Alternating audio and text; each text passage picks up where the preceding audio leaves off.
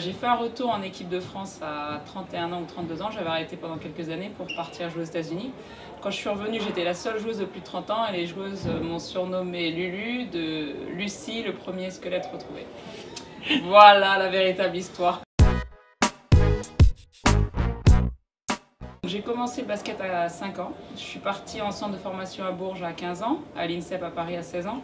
Et après, à 17 ans, j'ai commencé ma carrière professionnelle. Donc là, j'ai fait 8 saisons en France, à Bordeaux, à Aix-en-Provence, puis à Valenciennes. Donc là, c'était le club qui a été champion de France. On a gagné l'Euroleague. 3 années, on a gagné beaucoup de titres et où, je pense, en même temps, je me suis créé un nom en Europe, ce qui m'a permis d'aller jouer en Russie dans un très bon club. J'ai fait 5 ans là-bas, c'était le CSKA Moscou, donc de nouveau une très grande expérience avec des joueuses très très fortes, des joueuses mondiales, de carrière mondiale, donc de très bons souvenirs pour moi en Russie. Après je suis partie en Espagne, à Valence, pareil pour jouer dans un gros club, avant de revenir les 2 dernières années à Montpellier, où j'ai terminé ma carrière sur une Coupe de France et malheureusement une finale perdue contre Bourges. Mais bon, on ne peut pas toujours gagner.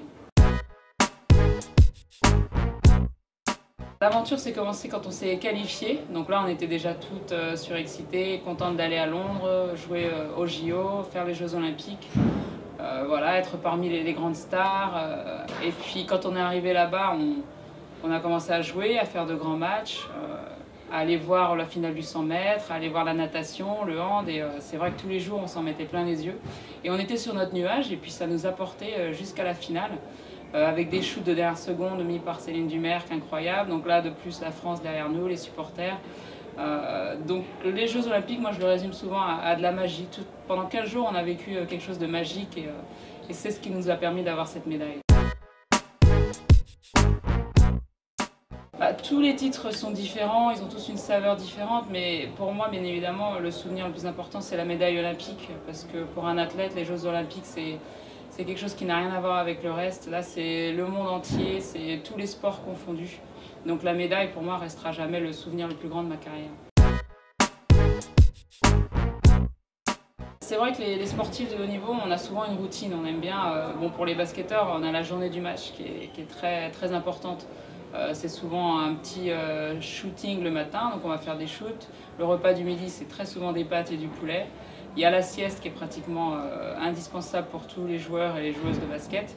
Et à la fin, le match. Et après le match, en fin de journée. Donc c'est souvent cette routine-là et on essaye de garder cette routine pour pas justement que quand il y a un grand match, on soit déstabilisé et qu'on se mette trop de pression. C'est essayer d'avoir tous les matchs un petit peu, d'avoir la même approche pour tous les matchs.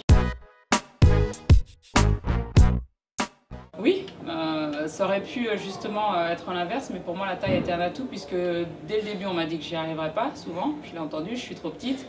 Et donc j'ai dû travailler un peu plus que les autres. Après on m'a dit si tu es petite il faut que tu aies un très bon shoot, donc j'ai dû travailler mon shoot également plus que les autres. Et grâce à ça, au travail que j'ai mis et puis le shoot extérieur que j'ai pu développer, ça m'a permis de jouer dans les grandes ligues comme aux États-Unis, d'être en équipe de France et puis d'avoir la carrière que j'ai eue. Donc effectivement, le fait d'avoir une petite taille m'a permis d'aller peut-être un peu plus loin et de travailler un peu plus. Le sport, je pense que c'est quand même, ça apporte les valeurs de respect, mais nous, le sport collectif, c'est la solidarité. C'est encourager ses coéquipières, c'est rester ensemble dans les moments difficiles comme dans les bons moments. Donc tout ça, c'est des valeurs dont on a besoin dans la vie de tous les jours. Le respect d'autrui, la solidarité. Je pense que quand on a la chance, comme nous, dans le sport, de très bien vivre notre vie, c'est d'aider aussi les gens qui ont des moments, des vies plus difficiles. Donc il y a énormément de choses qu'on apprend dans le sport qui peuvent être importantes dans la vie. Aux plus jeunes, j'ai envie de dire que tout est possible quand on se met les moyens de réussir. Faut savoir que le sport de haut niveau, c'est très beau, on nous voit à la télé, mais il y a quand même des sacrifices à faire, donc il faut être capable de faire ces sacrifices. Mais une fois qu'on sait que c'est ce qu'on a envie, si c'est une passion, pour moi la route est ouverte à tout le monde. Il n'y a pas de trop petit, trop grand, trop maigre, trop gros. Il suffit d'avoir le cœur, l'envie et puis d'y mettre le travail et tout le monde peut y arriver. Mon rôle en tant que vice-présidente, c'est d'aider cette ligue de basket à avancer. C'est vrai que le basket féminin, on aimerait qu'il soit un peu plus médiatisé, qu'on ait un peu plus de visibilité autour de ce sport. Moi, j'essaie d'apporter mon expérience que j'ai vécue en tant que joueuse et dans les autres pays également où le basket marche plutôt bien.